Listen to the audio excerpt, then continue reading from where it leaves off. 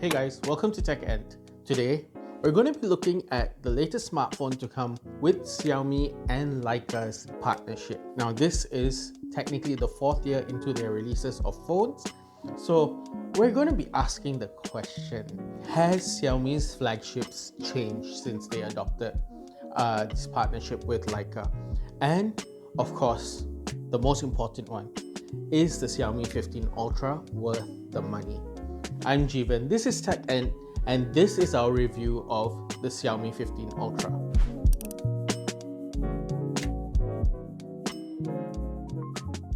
So, let's start off where it makes sense, on the outside of the phone. Now here we have the white version of the Xiaomi 15 Ultra. Xiaomi is actually upping its game when it comes to its flagships. This is one of the most premium feeling smartphones I have ever held from Xiaomi. And it's also because the frame is made of titanium. You've got a pretty nice finish here, although I would have liked the silver and black one, which looks like a classic Leica camera. And you've also got their now signature camera bump. We've seen a lot of brands adopt this as well, but they were the first with the 12S. Now, more importantly, look at that. That is a camera bump. It's pretty thick, and Xiaomi has taken the opportunity to actually make it feel really nice. You have a nice etched ring around it, and they've also opted to have the 4D curved glass, but it's not curved so much that you're getting a really curved screen. The screen is relatively flat, but you've got curves on all the edges, which give it a little bit more grip and makes it easier to hold the phone in its totality. The back is also a little bit curved, but it adds to that premium feel. Of course, you have an OLED display in front, and you've got one of Xiaomi's most complex camera setups to date. Of course, we'll jump into that in a little bit. I want to get to the performance of the phone first. Now, this phone has to be one of the smoothest phones that I've used. Now, it does come with our standard Snapdragon 8 Elite chipset and a whopping 16 gigs of RAM.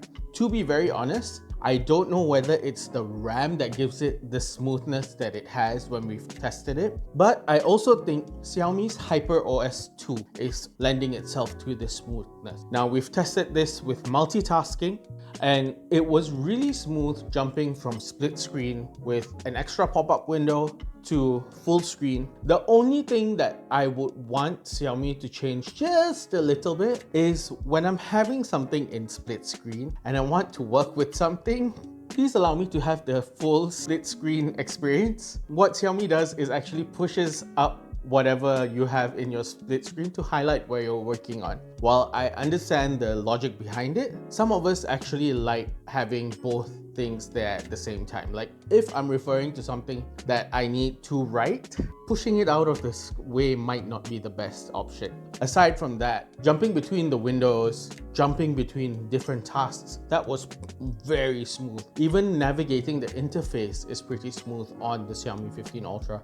When it comes to gaming, I was pretty impressed with this phone. I didn't really expect it to outperform its competition. I actually expected it to be on par with what we've seen from the Snapdragon 8 Elite from other smartphones. But playing Diablo Immortal, rounding up about 30 monsters and unleashing AoE attacks did not cause it to stutter at all. It was one of the smoothest experience that I've had with Diablo Immortal when it comes to that particular scenario. On top of that, we tried Pokemon Unite, and you know, when you do the battles, it can get quite intense with a lot of players battling each other at the same time. Even with that, graphics remained smooth and you had 0 dropped frames. Pretty impressive for a setup that is, I would say, standard at the moment for any smartphone. Now, let's jump into its battery performance. Xiaomi has some sort of black magic when it comes to battery performance. On regular use, this would be syncing about 5 email addresses, probably playing some games here and there. I still got about 2 days battery life from this. It has a whopping 5410 milliamp hour battery, but other comparable smartphones have not been able to hit that 2-day mark consistently. For this, it was able to. And on standby, without fail, I was getting about 3.5 to 4 days. So no touching the phone, just letting it stay there.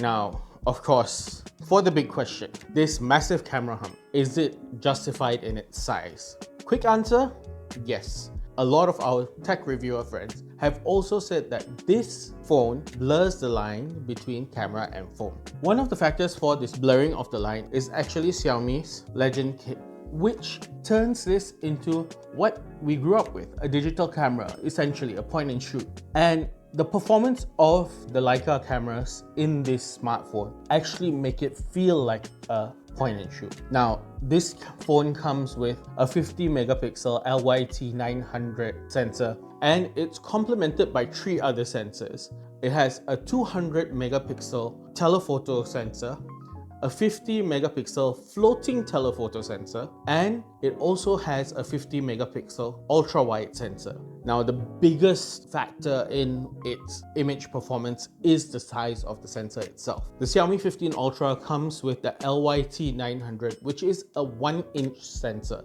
It is huge in terms of sensor size for phones. And this particular sensor has such crisp detail when it comes to taking pictures. Now, I would say that even as a casual user, using this phone as a camera, you can get professional looking photos. The simple answer to that is because the way Xiaomi and Leica have worked on this camera actually allows you to go into point and shoot and switch between Leica Authentic and Leica Vivid filters, which give you the distinct Leica image quality. And if you know Leica, you know that a lot of people tend to use them for monochrome photography.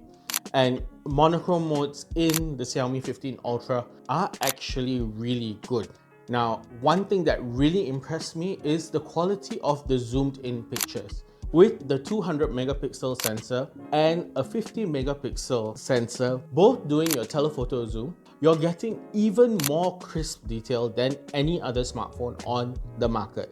Now, I'm very confident in saying this. I would use this for landscape and even for really high zoom, and you will still get a lot of detail from the camera itself. Now, when it comes to using portrait photography, this particular camera has one of the most natural looking bokeh that you can get from a smartphone. And I think it's because of Leica's optimizations and the telephoto sensor giving a lot of details when it comes to the depth. On top of that, I like that Xiaomi is leaning into ultra macro mode, which gives a lot of details when you want to get it. So when you're using it as a point and shoot and you're in auto mode, it goes into macro mode, but not into as much detail as when you're using Xiaomi's super macro mode.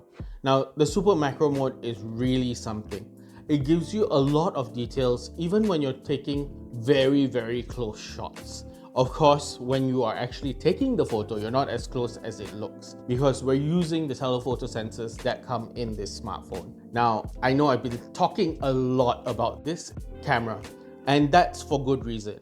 If you ask me, any person would consider this a camera first rather than a smartphone. The amount of features that Xiaomi has put into the camera overshadow even its own AI features. And yes, if you've realized, we've not talked about all the AI features in the smartphone. And there's a reason for it. It's not the highlight of this smartphone. This smartphone is all about the camera.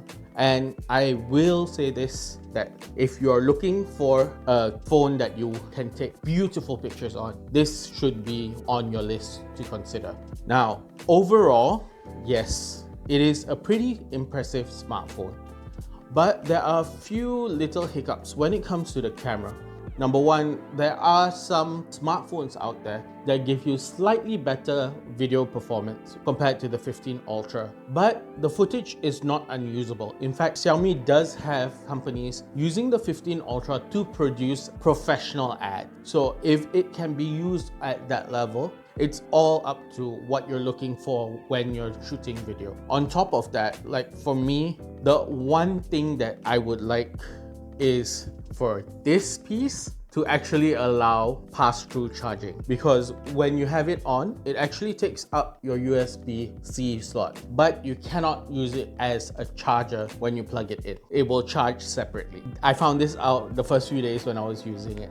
But all in all, Xiaomi has created a brand new flagship experience that we expect from them nowadays, and it's very camera first. No other smartphone comes as much camera first with the investment of research and development compared to this. Now, Xiaomi does prove that working together with a brand like Leica and letting them have a little bit more free reign onto your camera software yields results. In fact, I love the camera on this phone, and I really hope Xiaomi keeps it up with the 16 and onwards. In a nutshell, Xiaomi is bringing a lot when it comes to the camera and performance at its price point. The 15 Ultra is retailing for 5,199 ringgit at the moment, and if you want the Legend kit, that is this kit that turns it into a point and shoot, it will run you between 559 ringgit or 799, depending on where you can find it. On Xiaomi's own website, if there is stock, they are selling it at 559 ringgit. Now, all in all, again, I can't not recommend this phone. If you're looking for a camera phone, this should be on your list. Now, that's our thoughts on the Xiaomi 15 Ultra.